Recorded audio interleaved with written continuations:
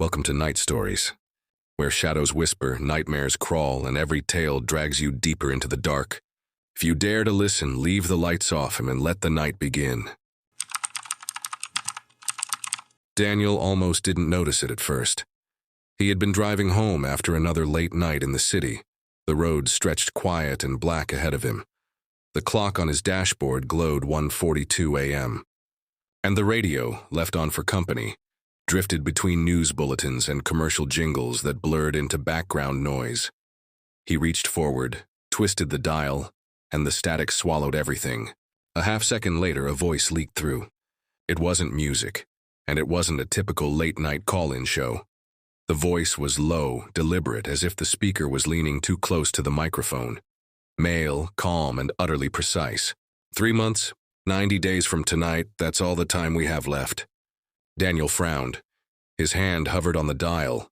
He should have spun it further, tuned to something clearer, but something in that tone, the way the words unspooled like they were meant for him, stilled him. The voice continued, threaded through the static.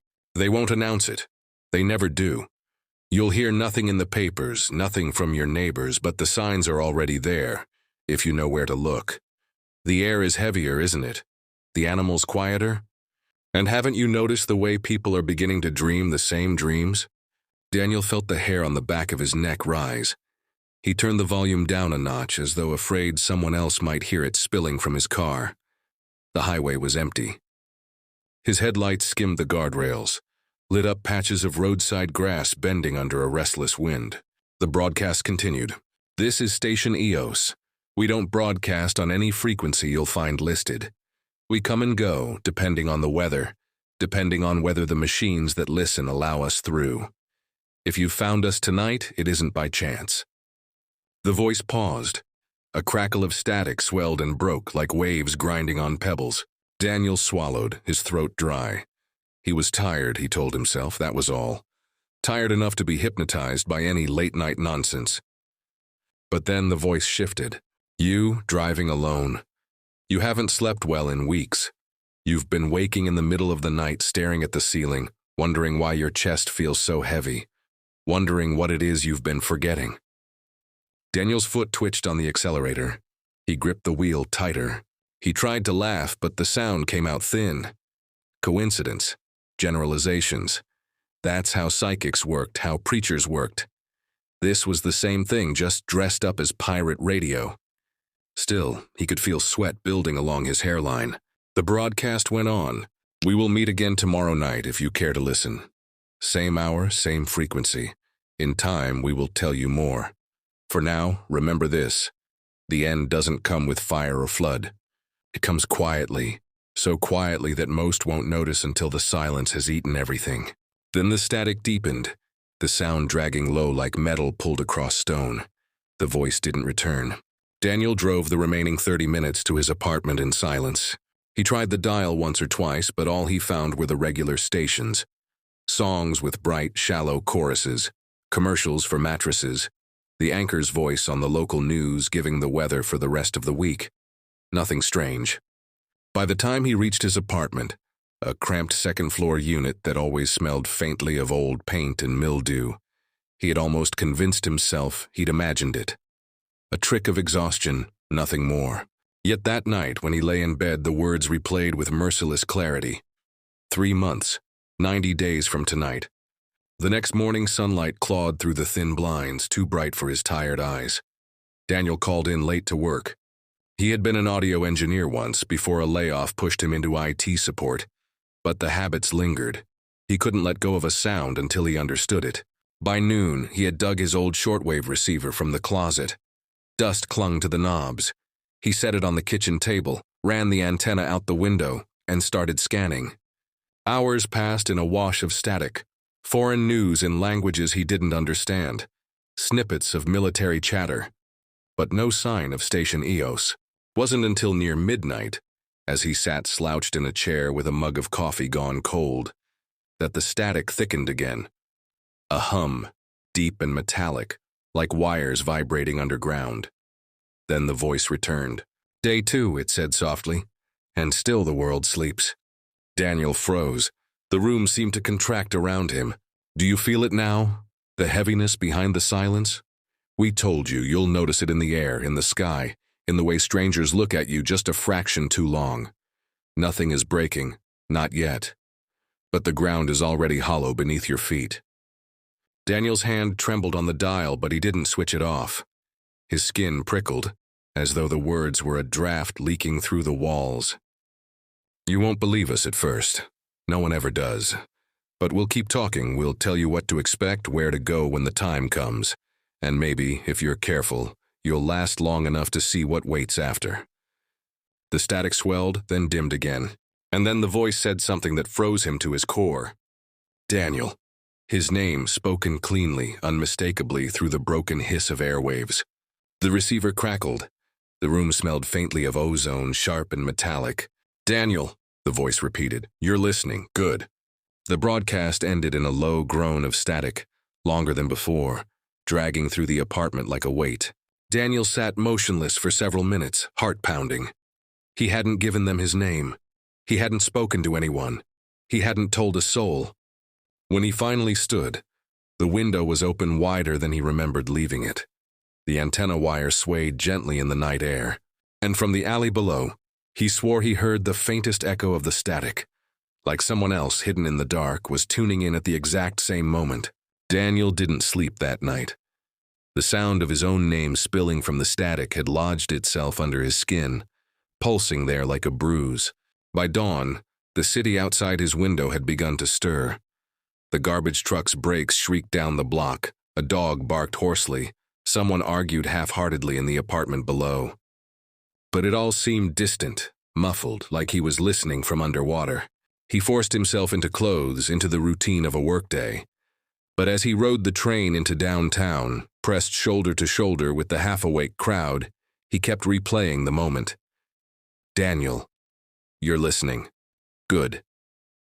His mind scrabbled for explanations. He hadn't touched that shortwave in years. No one knew he'd dug it out. Who could have known his name? Unless the voice was a hoax, a trick of some pirate broadcaster who somehow got hold of personal information. That was possible, wasn't it? Everything was scraped, tracked, sold these days. He tried to believe it. At work, the office felt staler than usual. He sat among the low cubicles, computer screens humming, the smell of burnt coffee clinging to the air. The usual chatter was missing. People whispered instead, their voices carrying an odd weight. By mid-afternoon, he noticed his colleague Marissa staring at him from across the partition. She was in her early 40s, sharp, efficient, the kind of person who lived by calendars and color-coded folders. Today, her lipstick was smudged and her hands twitched restlessly around her pen. When their eyes met, she spoke without preamble. You hear things at night. Daniel's throat tightened. What do you mean? Her gaze flicked toward the ceiling, then back to him. The radio, something about the end. His mouth went dry. He hadn't told anyone. He hadn't planned to. How do you? He began. But she was already standing, gathering her folders, shaking her head as if she'd said too much. Forget it. Just pretend I didn't ask.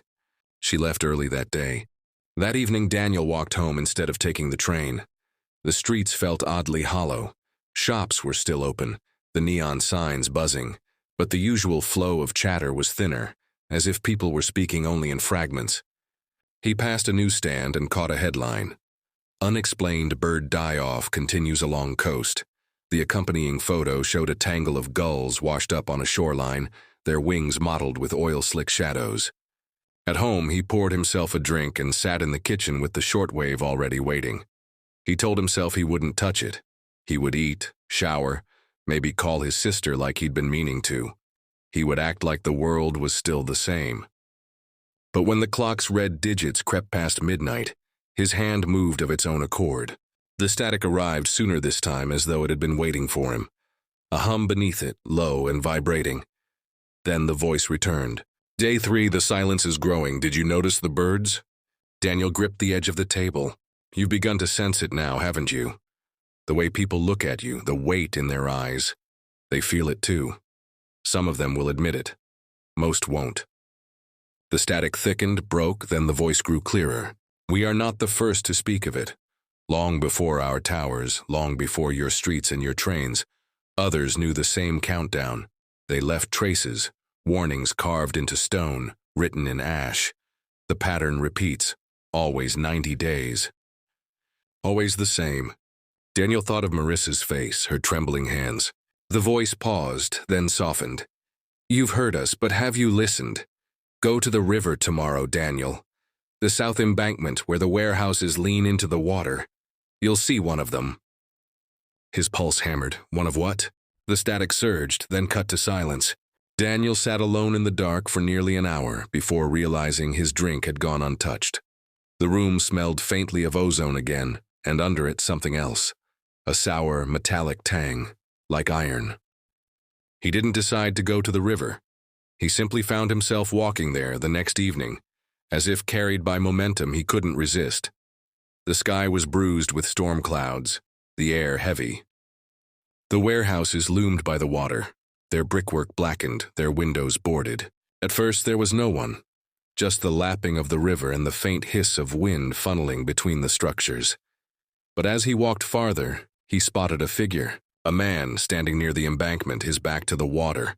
His clothes hung loose, shapeless. When Daniel drew closer, the man lifted his head as if sensing him. The man's eyes were pale, unfocused, yet fixed directly on Daniel. And then he spoke. His voice rasped with static, not quite natural, as though it was being pulled through a broken speaker. They're already listening. Daniel staggered back. What? The man tilted his head. His mouth moved again, but this time the sound that came out wasn't words. It was the wet, grinding static Daniel knew from the radio. It filled the air between them, too loud, too raw. Daniel clapped his hands over his ears, but the sound drilled straight through bone. His knees buckled. The man took a step forward, and then, just as suddenly, it stopped. The river lapped calmly. The warehouses stood silent. The man was gone. Daniel stood trembling, alone on the embankment, the taste of iron thick in his mouth. He looked down at his palms and found them streaked with faint smudges, as though he had pressed them into ash. Above him, thunder groaned, rolling heavy across the sky. Daniel left the river shaking, unsure if he'd imagined the man or if something had truly stood there. His footsteps on the walk home sounded too loud, like the pavement was amplifying them, mocking him with every echo. By the time he reached his apartment, his clothes were damp with sweat, though the evening was cool. He didn't turn on the lights. Sitting in the dark, he told himself he'd stop. He would not touch the radio again. He would not listen. But even in silence, he heard it. Thin threads of static whispering from nowhere, as if the air itself were charged. He poured himself another drink, then another. He left the glass half full on the counter. At some point, exhaustion dragged him under. The dream was different. He wasn't in his bed, but in the office, walking rows of empty cubicles. Each monitor glowed pale blue, screens filled with nothing but the word, listen. He turned, searching for someone, anyone, and saw Marissa standing at the far end. Her back was to him, her hands twitching at her sides. When she finally turned, her eyes were gone, replaced by small black knobs like dials. Twitching left and right, clicking faintly. Daniel woke, choking on his own breath. The apartment was quiet. The blinds leaked early dawn light, but when he staggered to the kitchen, the glass he'd left was gone. In its place sat his shortwave receiver, polished clean of dust, gleaming like new. He hadn't touched it since last night. At work, things grew stranger. He found Marissa in the break room, stirring sugar into her coffee with a trembling hand. She looked pale, hollow-eyed. You went, didn't you? She asked without turning. Daniel froze. What? The river. Her spoon clinked against the cup. They told me to go once. I did. I saw a woman. She wasn't right. Her mouth moved, but it wasn't her voice that came out. It was theirs. Daniel's stomach turned. Marissa finally looked at him. Her eyes were bloodshot, rimmed with shadows. They're choosing us, Daniel. Not everyone hears it. Not everyone can. But once you do, it doesn't stop. She leaned closer, her breath faintly sour like spoiled milk. You know it too. That taste in your mouth after you listen. Like metal. Like blood. Daniel's knees felt weak. He gripped the counter to steady himself. Marissa, what do they want? She shook her head slowly. To warn us, or to use us, I don't know anymore. Her hand brushed his as she set her cup down. He flinched. Her skin was ice cold. The paranoia followed him home. Every face on the train seemed to linger a moment too long. A man across the aisle smiled faintly, his lips parting as though he wanted to speak, but he never did. A woman with headphones mouthed words that didn't match her music. Daniel tried not to stare, but he couldn't shake the feeling that every single one of them was tuned in, that some part of them was already listening. Back at his apartment, he tried to distract himself. TV, music, mindless scrolling on his phone. But everything carried undertones he couldn't ignore. News anchors spoke too slowly, their voices dragging as though someone were holding them back. Music carried faint hisses beneath the notes. Even the hum of his refrigerator seemed to pulse in rhythm. Sss, like static breathing. By midnight he gave up. The shortwave was already waiting. The static came alive instantly, thick and wet, filling the room with a sound that wasn't just heard but felt. It scraped at his skin, rattled in his bones. Then the voice returned. "Daniel, you've begun to see them." He clenched his jaw. "What are you?" The pause that followed stretched too long. Then softly, "We are what remains when the silence arrives. We are what speaks in the gap." Daniel's chest tightened. He forced himself to ask, "Why me?" Another pause, then, "Because you're already broken." The words sliced deeper than he expected. Something in him bristled, recoiled, but the voice pressed on. "Think of your father. Think of how the hospital smelled, of how you turned away before the machines went quiet. That silence was the first one. You carried it.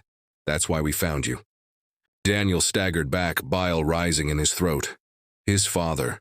He hadn't thought of him in years, not like that. Not the smell of antiseptic and iron. Not the moment he walked out of the room. The static deepened, grinding. "You left him alone, Daniel, just as you will leave everyone else." Something crashed in the hallway outside. His neighbor dropping something, maybe. But the timing was too sharp, too precise, as if punctuating the words. He turned toward the door. For a moment, through the crack beneath it, he thought he saw light flickering. Not warm light, not from bulbs or lamps. A thin, cold glow that pulsed in time with the static. Then faintly, footsteps, slow, deliberate. They stopped right outside his door. Daniel froze. The static grew louder, so loud the walls seemed to vibrate. And then 3 knocks. Sharp, hollow, waiting. The knocking did not come again. After the 3rd hollow rap, the hallway fell utterly still. Daniel stood frozen, every nerve taut. His breath came shallow, too loud in the apartment. Slowly he reached for the door, half dreading, half needing to fling it open. But when his hand touched the knob, the static from the shortwave roared so violently that he stumbled back, clutching his ears. And just as suddenly as it began, it cut out. Silence. Thick, suffocating silence that pressed against his skull like cotton packed too tightly. When sound returned, it wasn't from outside. It was from the radio. "Daniel," the voice whispered, "it's time you understood." His hands trembled. "What are you?" The static sighed, drawn out like a breath. "We are not a station. Not in the way you think. We are the remainder, the residue of endings. Every collapse leaves behind an echo. When the world breaks, when the silence consumes it, some part of what lived clings." The voice grew clearer, almost tender. "You call us Station EOS because you need to imagine towers, transmitters, something built by hands. But there are no towers. There is only the silence, spreading, carrying forward what it has already taken. We are that remainder, speaking through whatever cracks it finds." Daniel's throat tightened. "And the countdown, 3 months?" "Yes," the voice said. "Always 90 days, always the same. It is not prophecy, it is pattern. Collapse follows collapse, a quiet unspooling, faster each time. You are living in its shadow. Already you've noticed. The birds, the air, the heaviness in people's eyes. They feel the hollow opening beneath them, though they don't have the words for it." He shook his head violently. No, this is madness. It's some hoax, someone's trick." But even as he said it, he remembered Marissa's trembling hands, the man by the river, the taste of iron that lingered after every broadcast. The voice pressed closer, intimate now, as though it was inside his skull rather than the receiver. "Daniel, we told you. This doesn't end in fire or flood, not in spectacle. The world simply empties. People stop. The air stops. The sky stops. until nothing remains but us. And now, you." His chest seized. "Me? You listened long enough, that's all it takes." The static deepened, not loud but heavy, dragging the room down into itself. The glass on the counter rattled. The light from the street outside seemed thinner, grayer, as though drained. Daniel stumbled to the window. The city stretched beneath him, but it was wrong. Cars lined the streets, but none moved. Streetlights burned, but cast no glow. People, too many people, stood motionless on the sidewalks. Their heads tilted, faces blank, all turned toward his apartment. Then in perfect unison, their mouths opened. Static poured out. Daniel staggered back. His own shortwave hissed violently, the sound doubling, tripling, pouring from every direction, until it felt like the very air was made of it. He clapped his hands over his ears, but it was inside him, vibrating through bone. And then Marissa's voice, clear among the roar. "You can't stop it, Daniel, but you can choose." He spun, searching, but she wasn't there.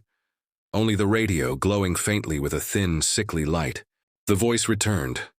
Eos, layered and many now, no longer one speaker but countless voices overlapping in perfect cadence. 3 months, 90 days. The silence will eat everything, but those who listen endure. Not alive, not as before, but carried forward as we are, to speak from the echoes. Daniel's knees buckled. He wanted to scream, but his throat seized. The static was inside him now, gnawing through his thoughts, filling every gap. The voices pressed closer. "Join us, Daniel, or vanish when the silence comes." The lights flickered. The city outside shimmered, the still figures trembling like reflections in disturbed water. The static built higher, an unbearable crescendo. And through the storm, Daniel heard his own voice, clear, steady, coming from the shortwave. "Day 1, it said. 90 days from tonight, that's all the time we have left." The static collapsed. And then there was nothing at all. I kindly ask you to like and subscribe if you like my stories. Let's continue with the next story. Started with the static, not the clean kind, not the white hiss that fades into the background like a gentle rain. This was thicker, heavier, a living static that crawled into the room and seemed to scrape against the skin.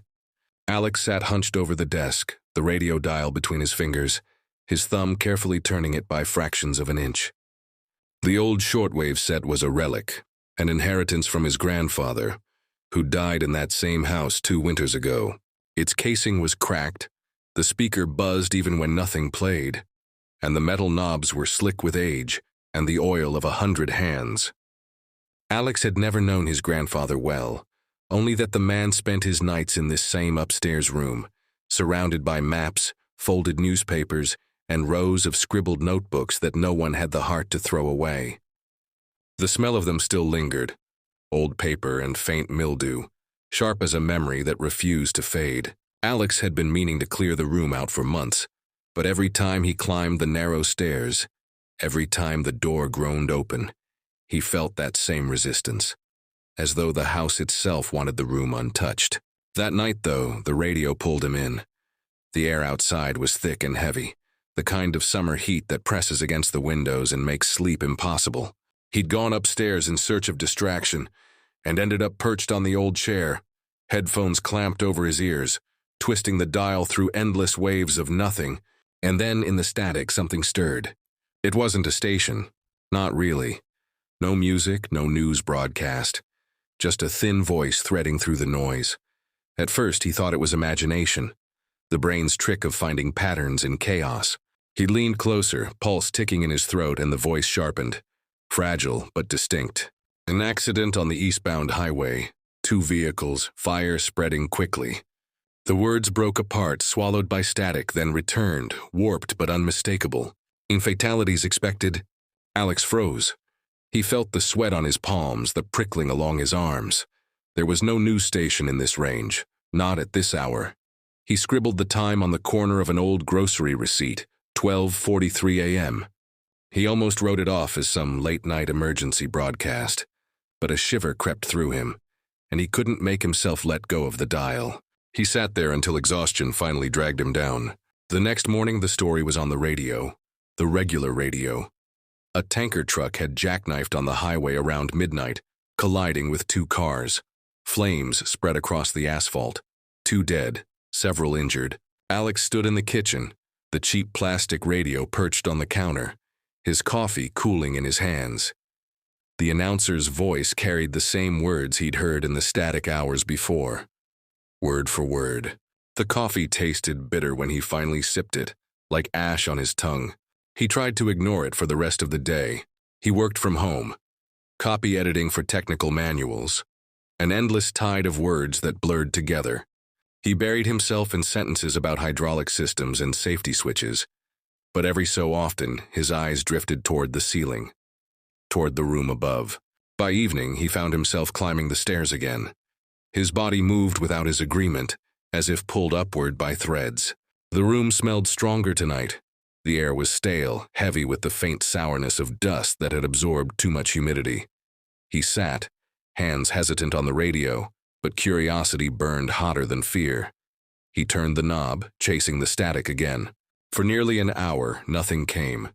Just hiss, crackle, the occasional faint bleat of music from distant stations. He was about to push the chair back when the sound returned, soft, almost tentative. The search continues. Missing woman last seen leaving a bar on West Street. Alex leaned forward, breath held. Family growing desperate, no sign, investigation widening. The words cracked and faltered, dissolved back into static. He sat there until the room grew dark around him, his skin crawling with sweat. He didn't sleep that night, not properly. He drifted in and out, jolted awake by half-formed dreams of distant voices and rustling paper. The next morning, he typed Missing Woman West Street into the search bar. And there she was, 26 years old, missing since Friday night, last seen leaving a bar just 4 blocks from his apartment. His stomach turned to ice. Alex told no one. Who would believe it? His ex-girlfriend, maybe. She'd always called him a compulsive note-taker, accused him of hoarding useless details. But that was years ago. He hadn't spoken to her since she left. He didn't even have friends close enough anymore to share something like this. Instead, he filled another page of notes. Date, time, words heard. A precise transcription, shaky handwriting etched deep into the paper. For 3 nights it continued. Not every night, but often enough that his pulse quickened each time he sat at the desk. Reports whispered hours before they appeared in the world outside.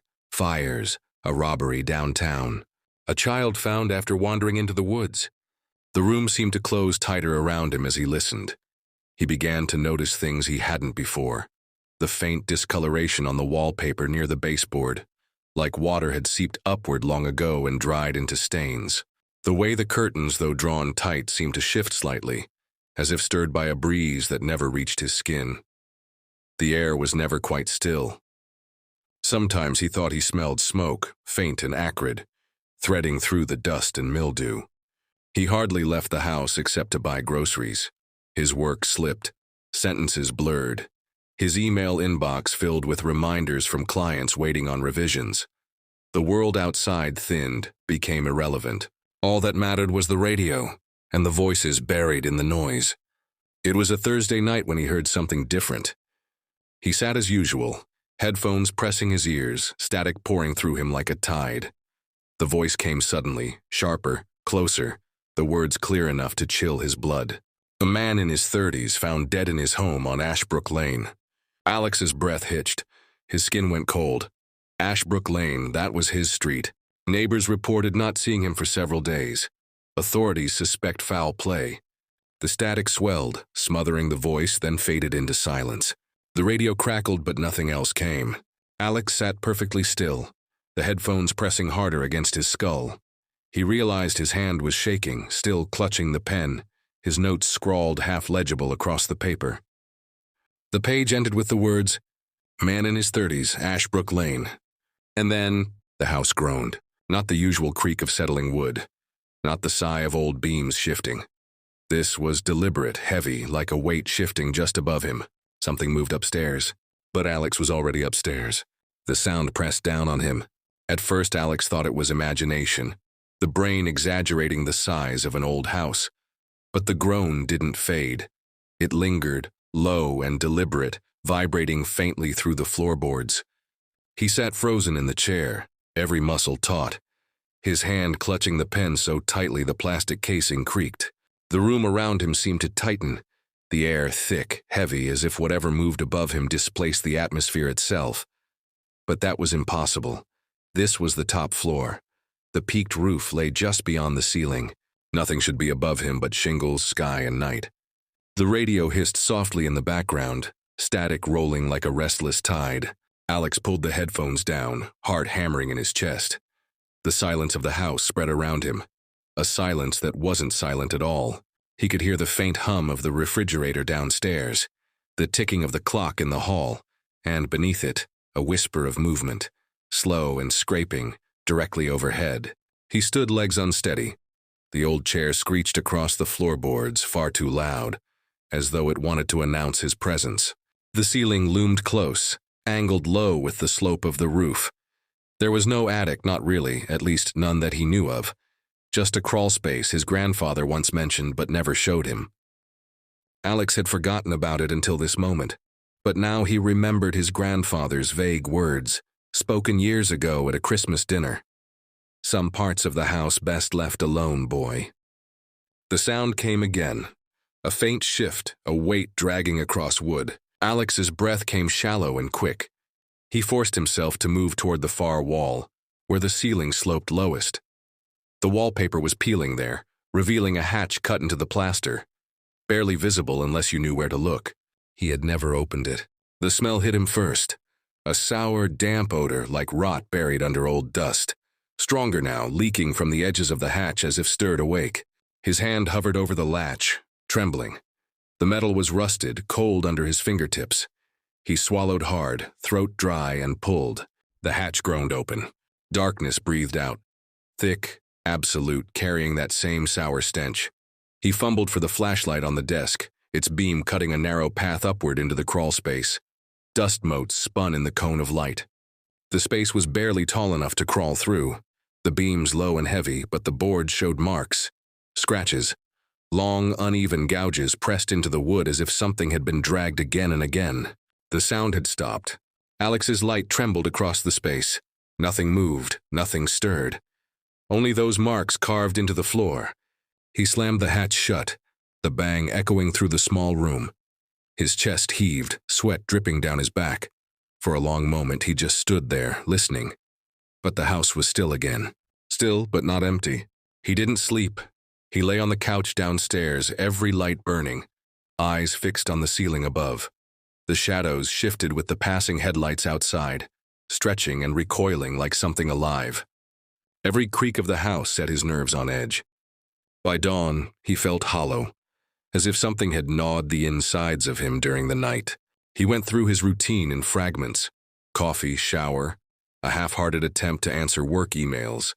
But his thoughts kept circling back upstairs, to the hatch, to the smell, to the gouges in the wood. He told himself to stop, to leave it alone. The radio was one thing, a strange anomaly he could rationalize. Bad reception, overlapping frequencies, coincidence.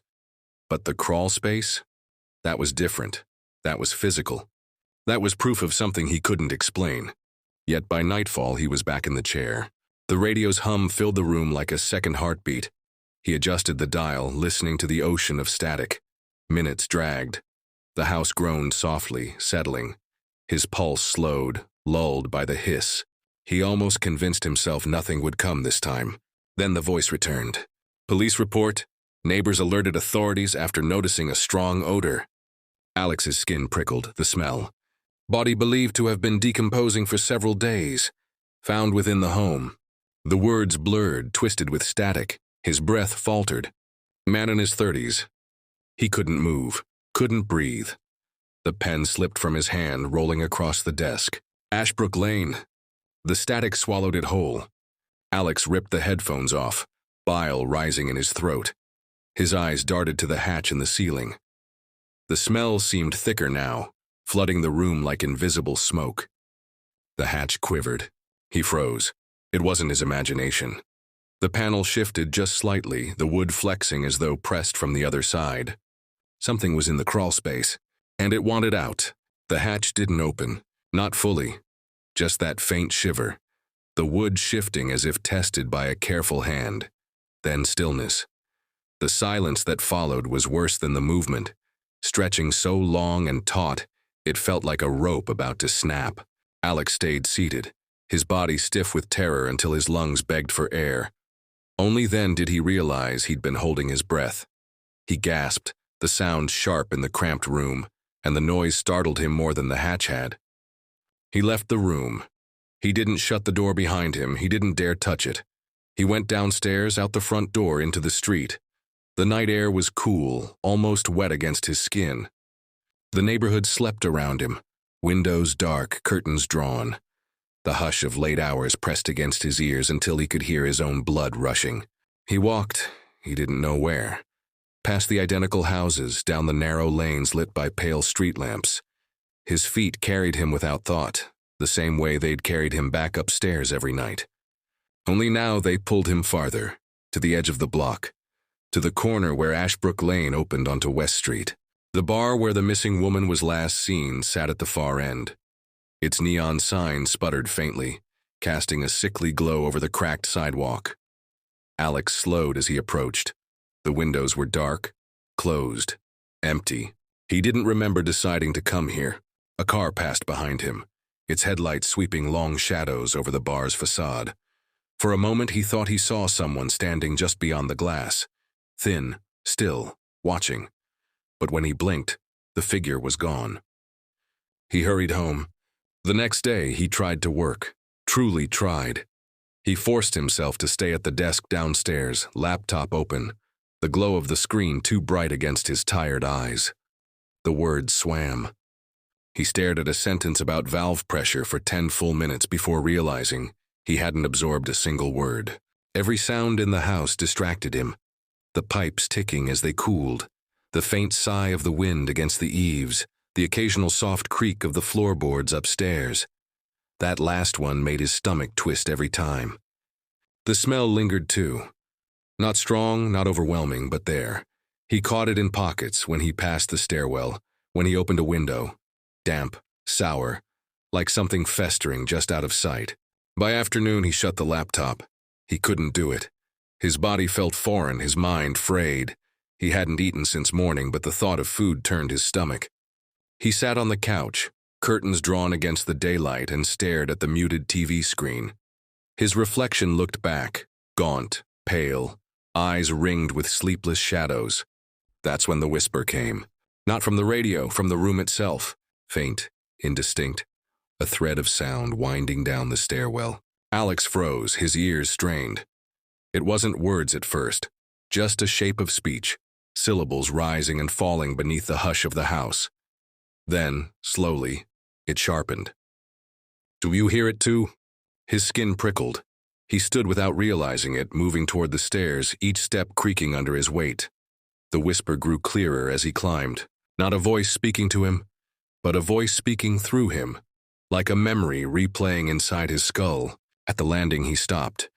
The door to the upstairs room was ajar, though he was certain he'd left it open wider the night before. The gap now was thin, shadows seeping through like smoke. The whisper had stopped. Alex's throat tightened. His hand hovered over the doorframe, trembling. He couldn't bring himself to push it open. Instead, he backed away. Down the stairs. Step by step, never turning his back. At night he drank. Whiskey, the bottle left over from some half-hearted attempt at celebration months ago. He poured glass after glass until his stomach burned, and the edges of the world blurred. The haze felt like protection, a buffer against whatever waited upstairs. But by midnight he was at the desk again. The radio called to him. Not with sound, not at first, but with presence. A weight that filled the air, pressed against the back of his skull, pulled him up the stairs like a tide. He sat, hands clumsy, and turned the dial. The static leapt to life, louder, sharper, almost hungry.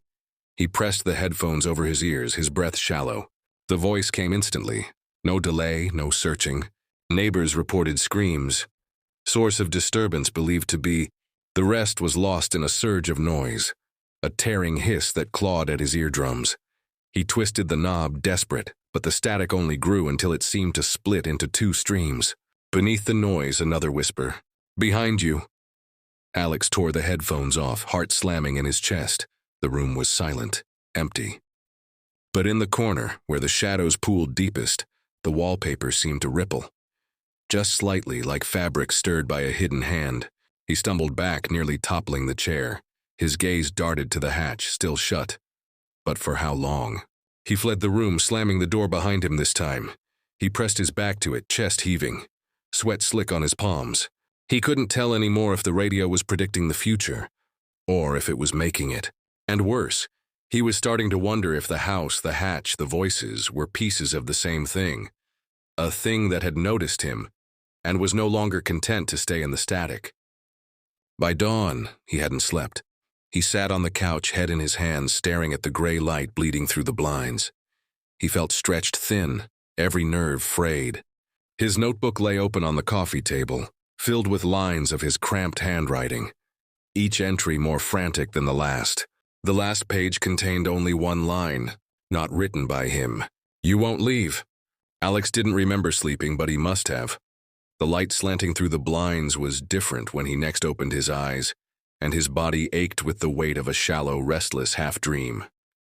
He sat up slowly, neck stiff, the stale taste of whiskey still clinging to his tongue.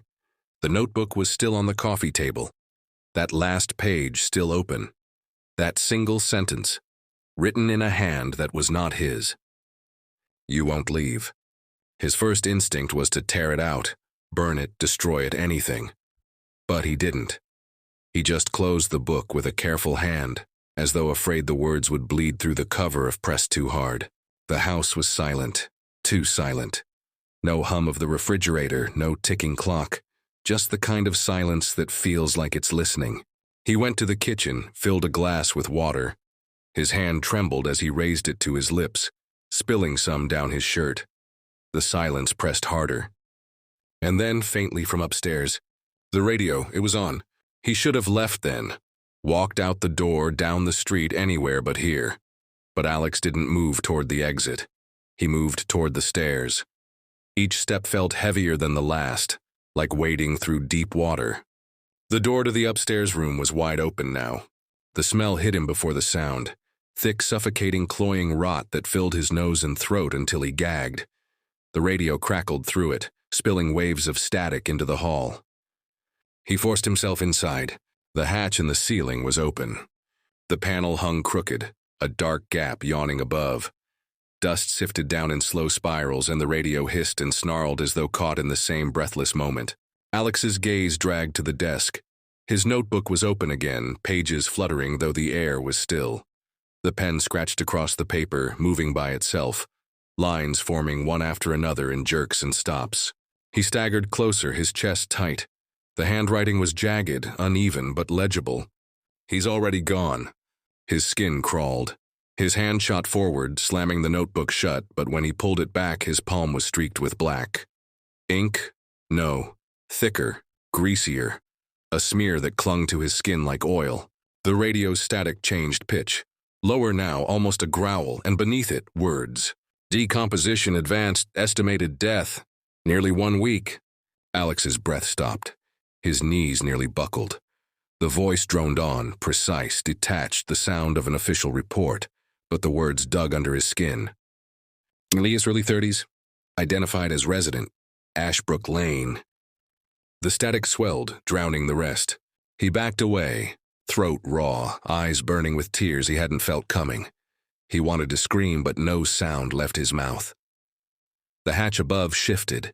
Something scraped softly against the boards. He forced himself to move, stumbling into the hall, then down the stairs, each step ringing like a nail in a coffin. He reached the front door, grabbed the handle. It didn't turn. The lock wasn't stuck. It wasn't even locked. The handle simply refused to move. His reflection stared back from the dark glass pane, pale, hollow-eyed, and behind him in the dim stairwell a shadow stood at the top of the stairs, not moving, just waiting. The radio's static bled down from above, thick as fog, carrying that same voice, steady and merciless. Neighbors said he lived alone. No close family. Body discovered after complaints of odor. Alex pressed his forehead against the door, eyes shut tight. His body shook, but he couldn't tell if it was fear or if something deeper had already set in. The smell thickened. The silence of the house shifted, folding in around him, and in the static beneath the report, another whisper coiled through. "You're already here." The radio crackled once more, then cut out. The house held its breath. Alex didn't move. And outside on Ashbrook Lane, the world went on. Thank you for listening. Hope you didn't get too scared. If you want to listen more stories, check out my channel. Please leave a like and subscribe. It means the whole world to me.